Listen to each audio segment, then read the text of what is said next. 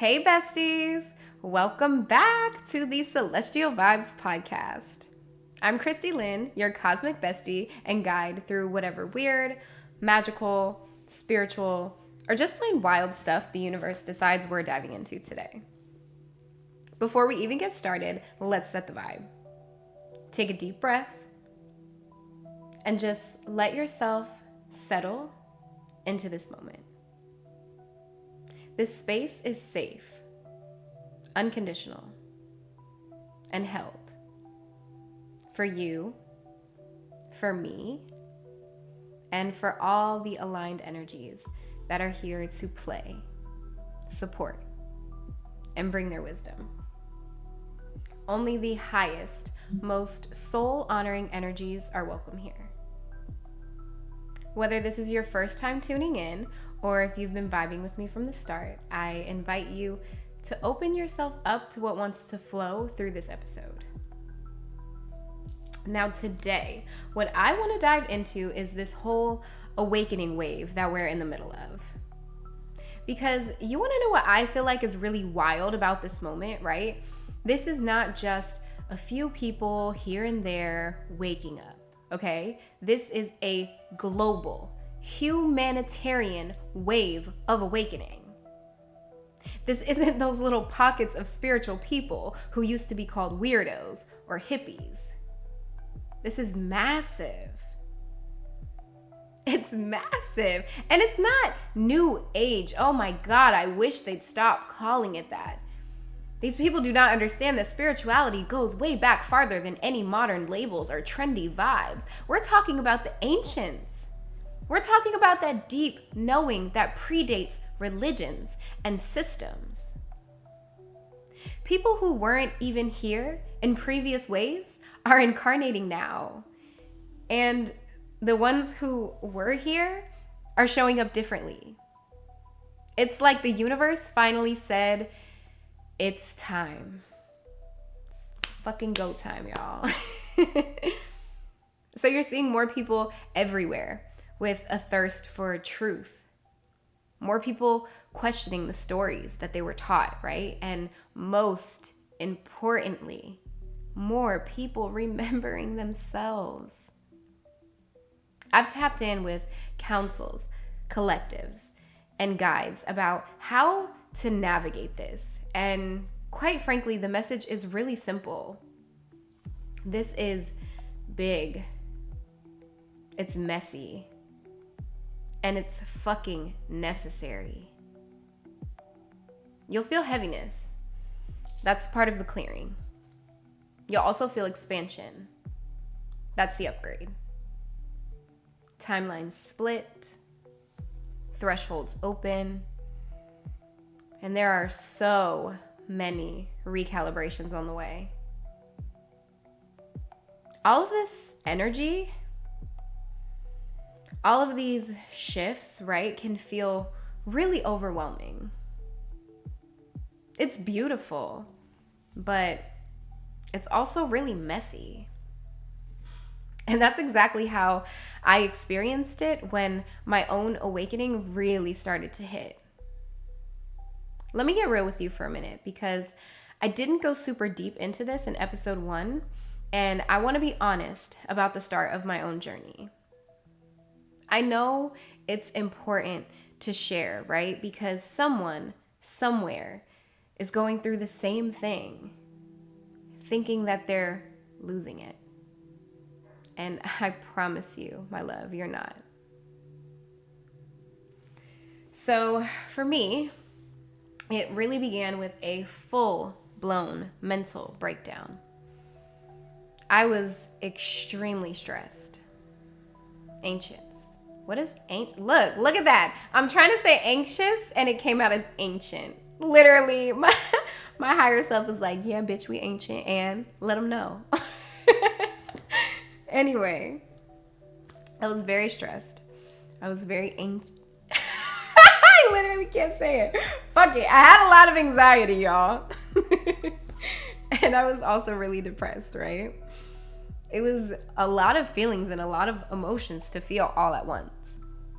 And it got to the point where I had to admit to myself that it's okay to not be okay, and that I needed help. So at that point, I started therapy. At first, it was talk therapy. And don't get me wrong, it helped. The therapist that I had, she was really sweet and very easy to talk to. But a lot of those early sessions felt like me coming in, venting about my week, and leaving. And I needed tools, right? Like I needed something, not just a space to dump. I feel like I had that already. I had people that I could vent to. I needed guidance. I needed someone to show me how to actually work through the anxiety, how to work through the depression, right? I didn't just need to retell my problems on a loop over and over, you know? Eventually, it got heavy enough that I went on a medical leave from work and I entered intensive outpatient IOP. That was about 3 months long. 9 hours a week. Every Monday, Wednesday, and Friday for 3 hours a day. Oh, and did I mention that this was group therapy? At first, I was terrified. Like, why in the fuck am I being thrown into a group full of other people who don't want to talk either? If you're depressed, you don't want to be around other people, especially trying to open up to strangers. Like, what the fuck is this? But I've got to be honest, that group ended up being so therapeutic. It showed me that I wasn't alone. The stories were different, but the feelings were the same. And having that space to open up, to listen, and to be seen, it actually helped me heal. Around that time, I also why can't I talk today? You know, I was about to go on a whole tangent, but I ain't even gonna do it. Anyway, around that same time, I started to see a psychiatrist. It was part of, what's the word I'm looking for? Like, it was necessary, right, for my medical leave from work. So they tried some different medications, an anti-anxiety at first, which did truly help with my anxiety, but it made my depression worse. Then we tried 2 different antidepressants, and when there were talks of a third, I had kind of just had it. You know what I mean? Like, I didn't like the way that the meds were making my body feel on top of the mental stress that I was already going through. I mean, don't get me wrong, I respect medication where it helps, but I also really started feeling like the body and the earth had answers too. I had always kind of been drawn to holistic approaches, and in hindsight, I leaned into the idea that the earth and that source provide everything that we need. So for me, medication wasn't the final answer. Physically, I was hurting too. Like, I had pain in my back, and it had been getting progressively worse for years. And by the time that I left my job, I couldn't stand on my feet for 8 hours at a time anymore. Looking back now, I can see that a lot of that physical pain was in fact energetic. Because as I began to move and process energy, the tension eased. I still get flare-ups here and there, but overall, it's much better. Energy work isn't just woo-woo. It had a direct effect on my body. Once I started letting go of the external fixes, I could really tune into what was happening inside of me. And that's when the rabbit holes started calling hardcore. While I was at home trying to get my footing, I started consuming everything I could find about aliens and ancient tech. So I remember what started it. I was scrolling through TikTok, right? And I saw a video of Billy Carson. At the time, I had never seen him before, right? Didn't know who he was. And he was talking about the Anunnaki. who I damn sure had never heard of, didn't know who the fuck they were, right? I watched for about 5 seconds or so and I scrolled past. And you guys, that was the first time that I heard a voice in my head that I knew was not mine, right? Like I knew it was not me. And that voice said, go back. And I was like, what the fuck I gotta go back to that video for? But I did. I did. I watched the video and something inside of me clicked. That was the door. After that, I plunged into it, okay? Ancient Sumerian tablets, Egypt, the Anunnaki, alternative history. I read books, watched documentaries, binged podcasts. Actually, literally, as a matter of fact, Dr. Stephen Greer became a huge part of that for me. When I tell y'all I love and respect this man on such a high level, I read his books, I watched his documentaries, and I listened to pretty much every podcast that he had ever been on. Like, I felt his frequency and his clarity, and I'm like, oh, this man knows what he's talking about, and I am here to follow, right? I'm here to listen, let me know, enlighten me, give me the knowledge. I also started diving into other people like Billy Carson, of course, because he was the one who initially caught my attention. And from him, I also found Joctor. What the fuck is a Joctor? From him, I found Dr. Joe Dispenza. These men and their work really expanded my thinking and opened new doors for my consciousness. While all that was happening, I also really started leaning into the more practical side of my gifts. I'd always been curious about tarot.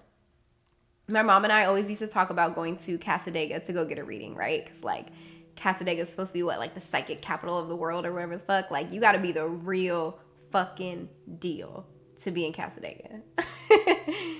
And then I started seeing, like, a bunch of readers on my TikTok algorithm. And I was like, how all these people know how to read tarot?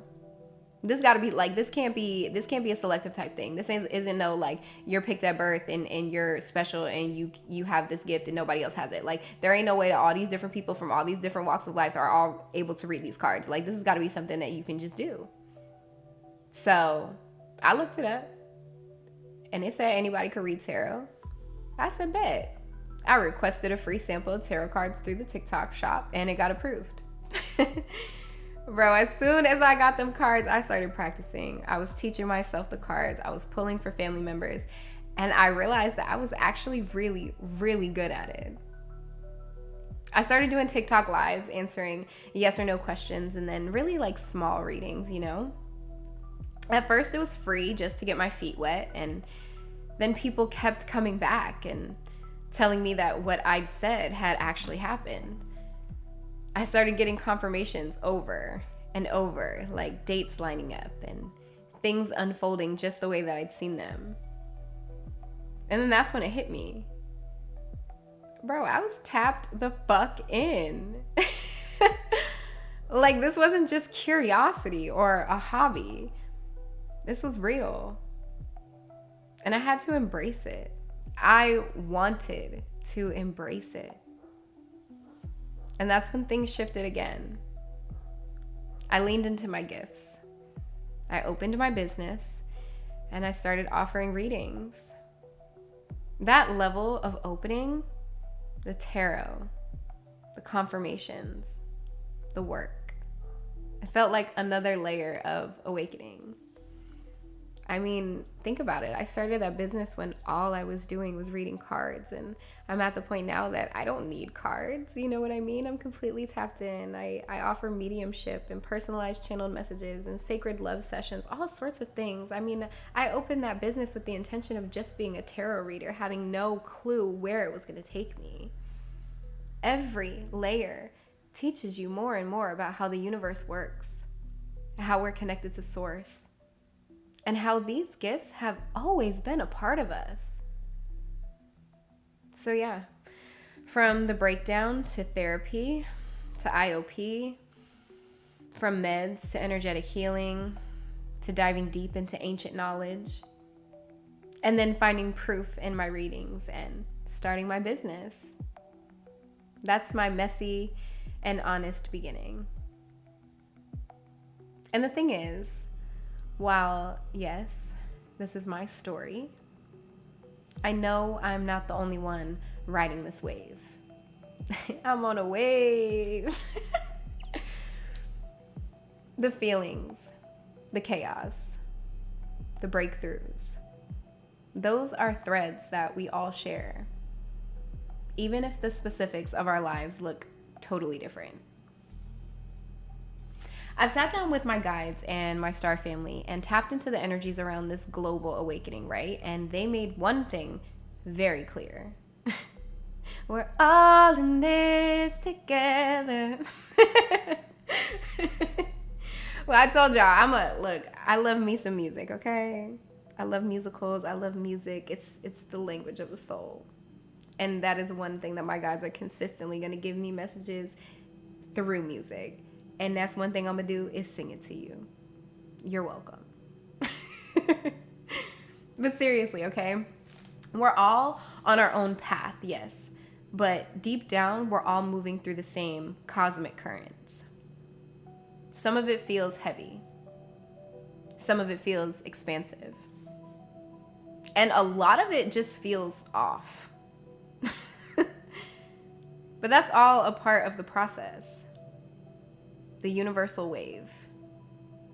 The collective shift. And even if your outer world doesn't reflect what's happening inside, the truth is, your feelings are valid. Your experience, it's real. And you really are exactly where you need to be. So let's be real for a second, okay? Because while everyone's journey is totally unique, we're still all walking the same roads, just in different shoes, if you will. Because hear me out, the external stuff, right? Like your job or your family situation or how your awakening shows up in your life, that is going to look different from person to person. And that's why a lot of people feel invisible or like nobody really gets them.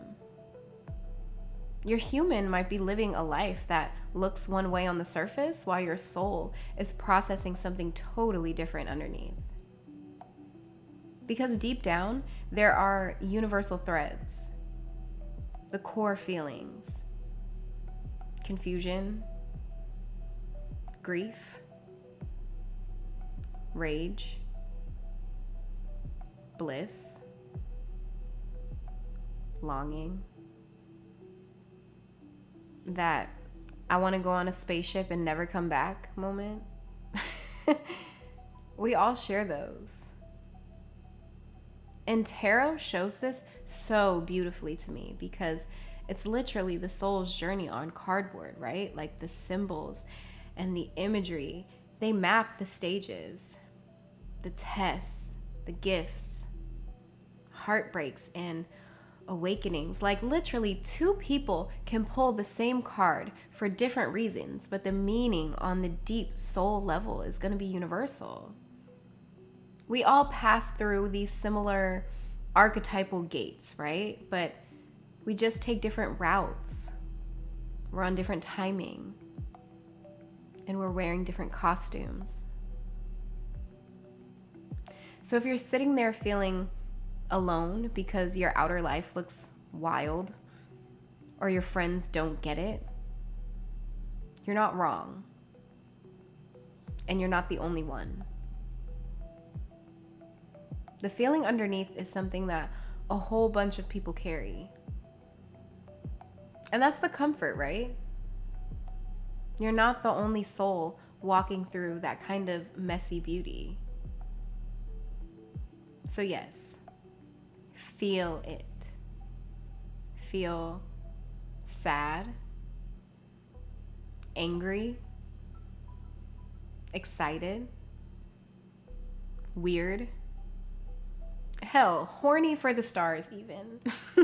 All of it. It's normal. It's part of clearing, integrating, and expanding. Don't shame yourself for where your heart goes, okay? That heaviness, that's clearing. The excitement, that's the upgrade pulling you forward. Both are valid. And yes, both are necessary. You remember the magic glasses from episode 1? You're going to see this tie in a lot because, again, once you put them on, everything changes. You can't unsee things. You can't unknow things. And every time you level up, you get a new prescription. The world shifts again. And that's why sometimes you feel disoriented right after a download or a recalibration. Your glasses just updated, and now everything is in a different focus. Breathe through it. Ground. Integrate. And keep walking. The more that you slow down and honor the process, the easier those prescriptions become to work with. So wherever you are in your wave, honor it. You're allowed to be messy and tender and fierce all at once. You're allowed to rest. You're allowed to rage. You're allowed to hold sacred space for curiosity and also for doubt. There's no right timeline. It's only your timeline. And that's really where I want to leave you today. Holding space for all of it. The heaviness, the excitement, the clarity, the confusion. It's all a part of your journey, your wave, your unfolding. Honor where you are. Honor what you feel. And trust that every step, every tear, every aha moment is moving you exactly where you're meant to be. All right, besties. That is a wrap for today's episode of Celestial Vibes. Thank you so much for merging your energy with mine in this sacred space. I now return all energy, wisdom, and insight shared here back to you, fully, completely, and aligned with your highest good. Until next time, keep trusting the magic of your own journey. Sending you so much love and so much light. Now go out there, conquer the cosmos, and make our ancestors proud.